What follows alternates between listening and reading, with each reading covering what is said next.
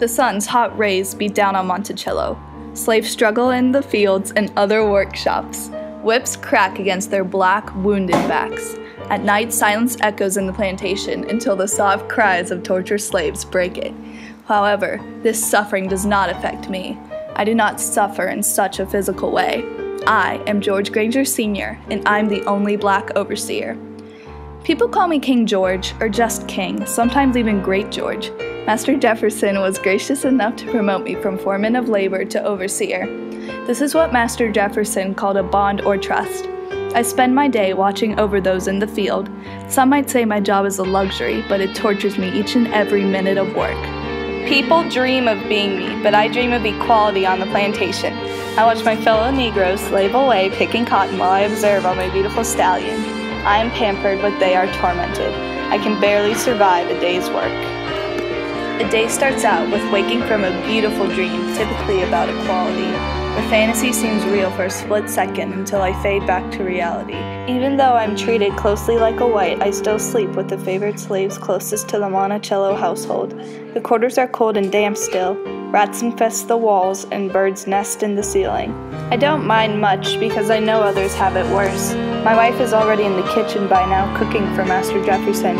She's the love of my life. The other slaves call her Queen Ursula. My sons George Jr. and Isaac work as blacksmiths and have the titles Prince George and Prince Isaac. God bless my angels. They work harder than I do. It should be me working to the point of excruciating pain, not them. But that's not the case. Now I must get to work. I grab my whip and my horse and ride out to the fields. I rarely use my whip, for Master Jefferson instructs us overseers not to, although many white overseers disobey him. When Master Jefferson is away and the slaves don't work to the overseer standards, they get whipped, terribly. I cringe watching it happen. I would never whip anyone without Master Jefferson's orders. The other day, a slave tried to escape. I was ordered to track and return him. I found him praying and crying in a bush. I ordered him to come back with me to Monticello with relent. He begged at my feet, "Don't let me go back. Please no, I can't survive another day." My hands were tied, so I tied his.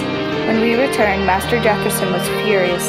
He never wanted another slave to run away again. He ordered me and another overseer to whip the poor man. I was on the verge of crying with every strike of my whip. After the episode, the day went along as usual. Everyone pretended nothing ever happened. The slaves were deathly quiet, but worked twice as fast. I wouldn't dare run away though. Master Jefferson treats my family and me well. We're healthy, loving, and envied by other slaves.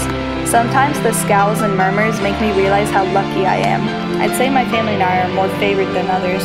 So every time I think about running away, I just think about the blessings I received and how grateful I am to be working for Master Jefferson at Monticello.